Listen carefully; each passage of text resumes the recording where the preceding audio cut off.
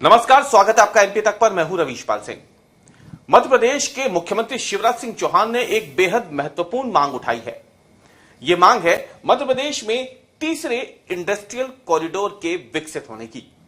दरअसल अभी मध्य प्रदेश में जो दो इंडस्ट्रियल कॉरिडोर होकर के गुजर रहे हैं, उसमें से एक दिल्ली मुंबई इंडस्ट्रियल कॉरिडोर है, जो कि मध्य प्रदेश के पश्चिमी हिस्से से होकर के गुजरेगा, यानी उज्जैन के ऊपर आगर मालवा और मंदसौर से होते हुए ये जो नेशनल हाईवे है ये आगे निकल जाएगा गुजरात के लिए, वहां से फिर ये महाराष्ट्र में मुंबई तक जाएगा।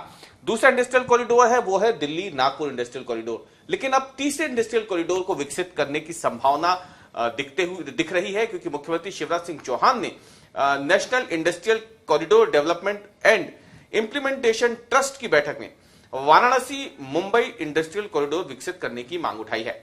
फिलहाल ये कॉरिडोर वाराणसी जबलपुर तक ही है, लेकिन मुख्यमंत्री चाहते हैं शिवराज सिंह चौहान की इसे मुंबई तक विकसित कर दिया जाए, क्योंकि अगर ऐसा होता है तो इसके बनने से मध्य प्रदेश का जो पूर्वी हिस्सा है, खासतौर से जहां पर अभी बहुत ज्यादा विकास नहीं हुआ है, वहां पर एक इंडस्ट्रियल कॉरिडोर विकसित हो जाने से रोजगार की प्रबल संभावनाएं बन जाएंगी।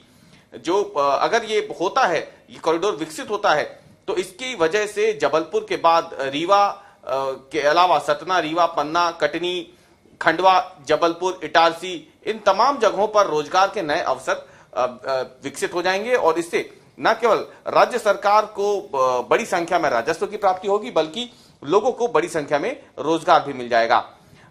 शिवराज सिंह चौहान की मांग है कि जिस तरीके से ये जो बेल्ट है पूर्वी मध्य प्रदेश का, ये खनिज का बेल्ट है, खासतौर से रीवा की, सतना की बात करते हैं, सिंगरौली है, तमाम जगहों पर खनिज बड़ी मात्रा में मिलता है। तो ऐसे में यदि वाराणसी मुंबई इंडस्ट्रियल कॉरिडोर बनता है तो जो माल का आवागमन है वो त्वरित गति से हो सकेगा।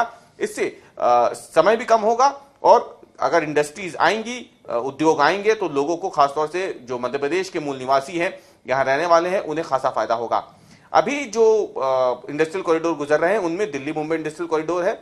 इसमें अगर देखा जाए तो उज्जैन, मंदसौर, नीमच, इनके विकसित होने की संभावना ज्यादा है।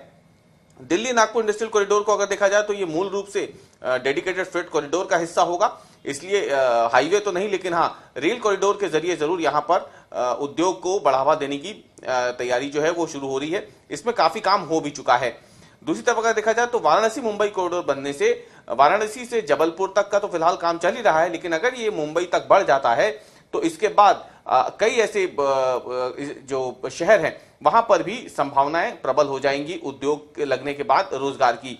मध्य प्रदेश सरकार का जो आकलन है उसके मुताबिक यदि ये सभी इंडस्ट्रियल कॉरिडोर काम करना शुरू कर देते हैं तो मध्य प्रदेश में इससे करीब करीब 40 लाख से ज्यादा रोजगार के अवसर लोगों के लिए मौजूद होंगे।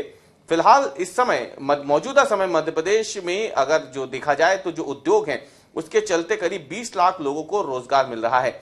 लेकिन यदि ये तीनों इंडस्ट्रियल कॉरिडोर बन जाते हैं तो मध्य प्रदेश में करीब करीब 5 गुने रोजगार के जो उपलक्ष्य हैं, रोजगार के जो अवसर हैं वो लोगों को मिल जाएंगे।